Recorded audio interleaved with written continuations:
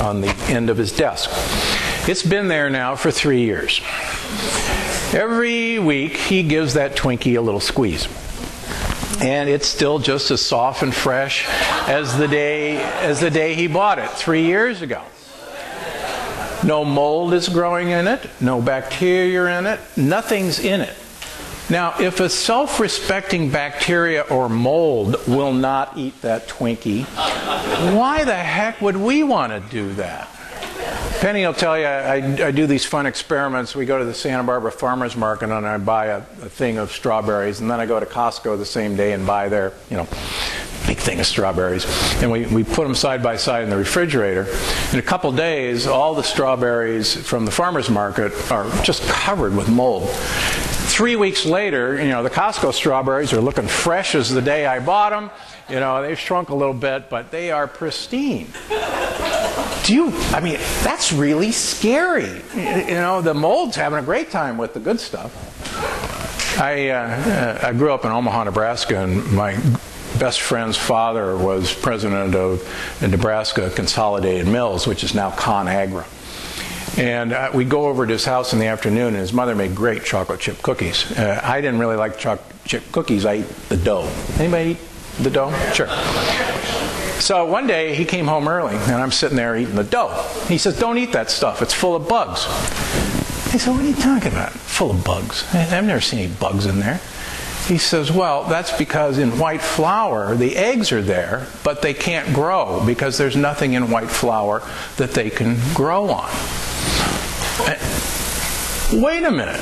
If the bugs won't eat the white flour because they can't grow on it, why the heck do we think that that's something that would be normal for us to eat? Bugs are pretty smart.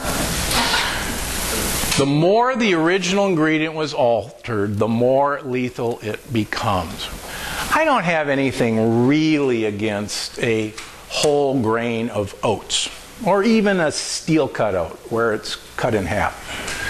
But that's a totally different animal than taking oats, smashing it with a steam cement roller into a fine little thing, then cooking it, then dehydrating it, combining it with brown sugar and putting it in a little packet that you nuke in your microwave and think it's a health food. Now, they don't call it nuking for nothing, but this now is just a bowl of sugar. Believe it or not, a bowl of total cereal, 100% nutrition, 100% whole grain, 12.5 teaspoons in the bowl of total before you put the milk on. That healthy milk, which is sugar. A bowl of, but you say, "Oh, no, I eat Kashi, Heart to Heart." Seal of approval, American Heart Association. 6.5 teaspoons of sugar in that bowl of Kashi. These are bowls of sugar. No human being ate a bowl of cereal until 1906, when William Kellogg invented it to try and get his Seventh-day Adventist sanitarium patients in Battle Creek, Michigan to eat grain products which they didn't want to eat because they didn't taste good. His sanitarium patients were the sane ones. And look what he's done to us. Exercise. We're talking about exercise today. Walking suggests to your genes that you're out looking for food. There would be absolutely no other reason. Can you imagine your ancestors saying, "I think I'll go for a walk"? What a dumb idea. That burns energy.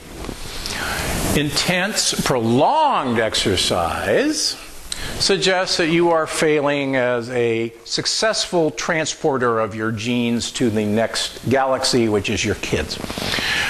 That's why you see so much cancer in triathletes. Do you know one of the largest groups of people who get Lou Gehrig's disease are triathletes and ultramarathoners? This is a great way to kill yourself. Now, weightlifting means that you're wrestling a saber-toothed tiger or carrying a kill back to camp. These are both good things. And that's why weight training in an 80-year-old is every bit as beneficial as weight training in a 20-year-old, because guess what? At 80 years old, if you're still carrying a side of buffalo back to camp, then you're contributing to the food supply, and you're a very valuable person to have. On the other hand, it's very true. On the other hand, if you're sitting in a rocking chair, watching reruns of Gilligan's Island, you're taking from the food supply and not giving back, and you're out of here. We're going to vote you off the island. And that's how it works.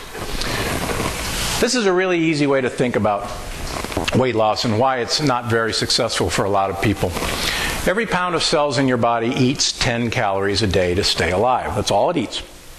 If you lose 20 pounds on a typical weight loss program, you've actually lost the ability to consume 200 calories every day that you used to consume. That's one Atkins bar. That's half a cup of nuts. The other interesting thing is, and that's why you see all these high-protein diets. The latest was the Duckin diet from France.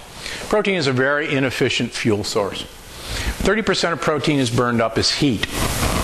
The scary thing about protein and high-protein diets is that higher body temperatures are always associated with shorter lifespans. Your dogs age quickly because your dogs are 2 degrees hotter than you are.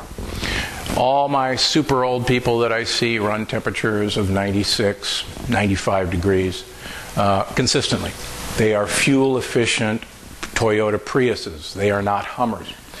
As you get older, you've got to reduce the amount of protein in your diet, particularly animal-based protein. You need to increase the amount of fat in your diet, believe it or not. We are all dying from protein malnutrition. It's called rabbit starvation, and I don't have time to talk about that today. So, there he is, our master of ceremonies and our host. Thank you very much.